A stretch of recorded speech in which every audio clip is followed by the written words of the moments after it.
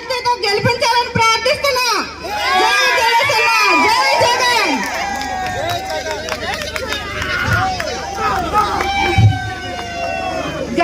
గతంలో కంటే మనం ఎక్కువ మెజారిటీతో గెలిపిద్దామని కోరుకుంటున్నాం.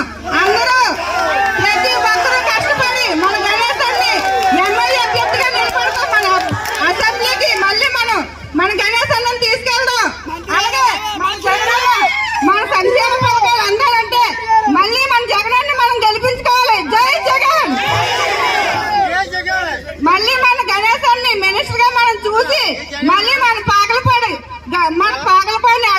మినిస్టర్ గా అడుగెట్టాలని మనం కోరుకుంటున్నాం. జై జగన్, జై గణేశన్న.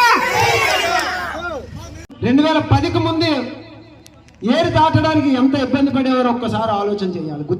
మరి ఈ విధంగా దివంగత నేత రాజశేఖర రెడ్డి గారు ఆ విధంగా ఈ గ్రామానికి మేలు చేస్తే మరి ఇవాళ జగనన్న అధికారంలోకి వచ్చిన తర్వాత పార్టీలు చూడకుండా కుల మతాలు చూడకుండా ఓటు వేశారా లేదా అడగకుండా అనేకమైనటువంటి సంక్షేమ పథకాలు ఇవ్వడం చూస్తున్నాం. సెల్ఫోన్ ఇచ్చారా చంద్రబాబు? ఎవరికి ఇవ్వలే. ఇంకో మాట చంద్రబాబు, నేను ముఖ్యమంత్రి అయిన వెంటనే మీరు తాకట్టు పెట్టిన బంగారం మీ ఇంటికి వస్తుంది. అమ్మ ఎవరికైనా వచ్చిందా మీ ఇళ్ళలో? ఎవరికి రాలే. ఇంకో మాట చంద్రబాబు, నేను ముఖ్యమంత్రి అయిన వెంటనే ప్రతి ఇంటికి కూడా ఉద్యోగం ఇస్తున్నాడు.